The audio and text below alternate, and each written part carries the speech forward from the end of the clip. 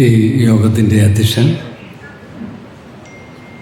K Suresh sir, ഈ Nitin Raj action കൗൺസിലിൻ്റെ chairman സന്യം കിബിക്കാട്, ഈ യോഗത്തിൽ എത്തിച്ചേർന്നിട്ടുള്ള വിശിഷ്ട വ്യക്തിത്വങ്ങളെ, മറ്റ് സമുദായ നേതാക്കന്മാരെ, സാമൂഹ്യ പ്രവർത്തകരെ, ഞാൻ ആലോചിക്കുന്നത്, ആദ്യം നമ്മൾ ഈ യോഗം വെച്ചിരുന്നത് നയനാർ പാർക്കിലായിരുന്നു. എന്നാൽ അത് കിട്ടാഞ്ഞത് കൊണ്ട് തന്നെ മഹാത്മാ അയ്യൻകാളി ഹാള് സ്ഥിരീകരിക്കുകയും അവിടെ നമുക്ക് യോഗം നടത്തുവാൻ സാധിക്കുകയും ചെയ്തു. അതെൻ്റെ ഓർമ്മ പോകുന്നത് മഹാത്മാ അയ്യൻകാളിയുടെ ശ്വാസോച്ഛ്വാസങ്ങൾ തഴുകിപ്പോയിട്ടുള്ള ഈ ഭിത്തികൾ, അദ്ദേഹത്തിൻ്റെ ഓർമ്മകൾ നമ്മളോട് പറയും. ഈ ആക്ഷൻ കൗൺസിൽ ഇവിടെ നടത്തുന്ന തീരുമാനം യഥാർത്ഥത്തിൽ പൊളിറ്റിക്കലായിട്ട് ആണ് ഞാൻ കാണുന്നത്. കേരളത്തിലെ പ്രധാനപ്പെട്ട വിവിധ ഗ്രൂപ്പുകൾ, വിവിധ സംഘടനകൾ ഒന്നിച്ചു ചേർന്ന് നിന്നുകൊണ്ട് കേരളത്തിലെ 20% വരുന്ന ദളിതർക്ക് വേണ്ടി, ദളിതരുടെ അവരുടെ ആരാധനാപാത്രമായിരുന്ന, അവരുടെ പുത്രനായിരുന്ന നിതിൻ രാജിൻ്റെ കൊലപാതകത്തിൽ, നിതിൻ രാജിൻ്റെ ആത്മഹത്യക്ക് എതിരെ ആ പ്രതികളെ അറസ്റ്റ് ചെയ്യണമെന്ന് ആവശ്യപ്പെട്ടുകൊണ്ട് നമ്മൾ ഇന്ന് പ്രഖ്യാപനം നടത്തുകയാണ്. അതൊരു പൊളിറ്റിക്കൽ മൂവ്മെൻറ്റ് തന്നെയാണ്. ഈ കഴിഞ്ഞ തെരഞ്ഞെടുപ്പുമായിട്ട് ബന്ധപ്പെട്ട് ഒരു 2 മിനിറ്റുള്ളിൽ ഞാൻ തീർത്തു. കഴിഞ്ഞ തെരഞ്ഞെടുപ്പുമായിട്ട് ബന്ധപ്പെട്ട് ചില ഉന്നത നേതാക്കളെ കാണുവാനിടയായി. അവർ പറഞ്ഞത്, നിങ്ങൾ 11% മാത്രമല്ലേ ഉള്ളൂ SC/ST വിഭാഗങ്ങൾ.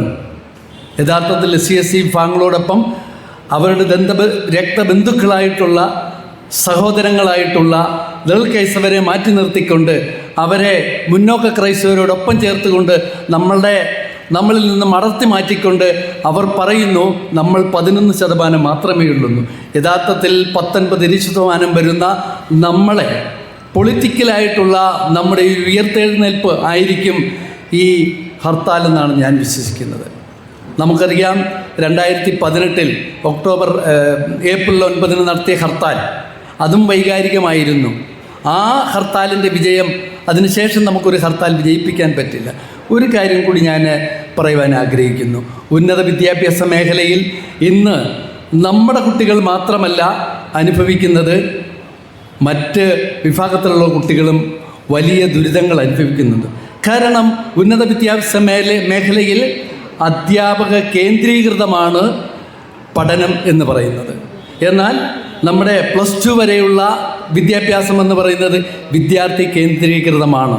ഈ അധ്യാപക കേന്ദ്രീകൃത വിദ്യാഭ്യാസത്തിൽ നിന്നും വിദ്യാർത്ഥി കേന്ദ്രീകൃതമായിട്ടുള്ള വിദ്യാഭ്യാസത്തിലേക്ക് നമ്മുടെ കേരളം 20 വർഷം മുമ്പ് മാറിയത് കൊണ്ടാണ് ഇന്ന് നമ്മുടെ +2 വരെയുള്ള വിദ്യാഭ്യാസ രംഗത്ത് ആത്മഹത്യകൾ നടക്കാത്തത്. എന്നാൽ ഇവിടുത്തെ ആത്മഹത്യ എന്ന് പറയുന്നത് വിദ്യാർത്ഥി കേന്ദ്രീകൃതം അല്ല എന്ന് മാത്രമല്ല, അത് അധ്യാപക കേന്ദ്രീകൃതമാകും തോറും അത് സവർണ കേന്ദ്രീകൃതം കൂടിയാകുന്നു.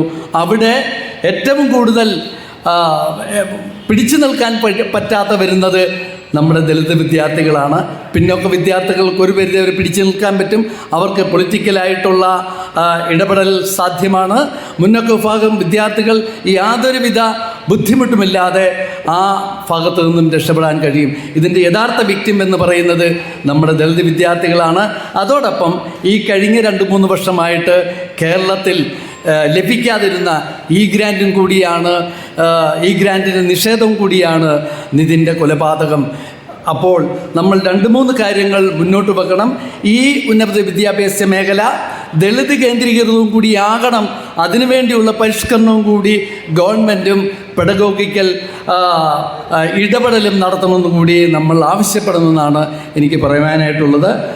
മറ്റൊന്ന് ഓട്ടോണമസ് കോളേജാണ്. വളരെ ഭീകരമായിട്ടുള്ളൊരു പ്രശ്നമാണ് ഓട്ടോണമസ് കോളേജ് വരുന്നത്.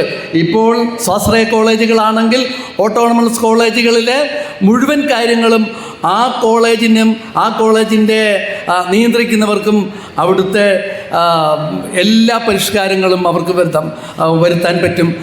അതുപോലെ തന്നെ അവരുടെ ഫീസ് ഉൾപ്പെടെയുള്ള കാര്യങ്ങൾ. അപ്പം അത്തരം കാര്യങ്ങളിലേക്ക് നമുക്കവിടെ ഒന്നും ചെയ്യാൻ കഴിയില്ല. ഓട്ടോണമസ് കോളേജ് ഗവൺമെൻറ് നടപ്പാക്കിയാൽ പോലും നമ്മുടെ അഭിപ്രായ വ്യത്യാസങ്ങൾ കേവലം അനുരോധനമായി. എങ്കിലും ഈ നമ്മൾ ഗവൺമെൻറ്റിലേക്ക് കൊടുക്കുന്ന ഇടപെടലിൽ ഇക്കാര്യം കൂടി ഉണ്ടാകണം കൂടി എന്ന് മാത്രം പറഞ്ഞുകൊണ്ട് എല്ലാവർക്കും ജയ് ഭീം അഭിവാദ്യങ്ങൾ അർപ്പിച്ചുകൊണ്ട് നിർത്തുന്നു. നമസ്കാരം.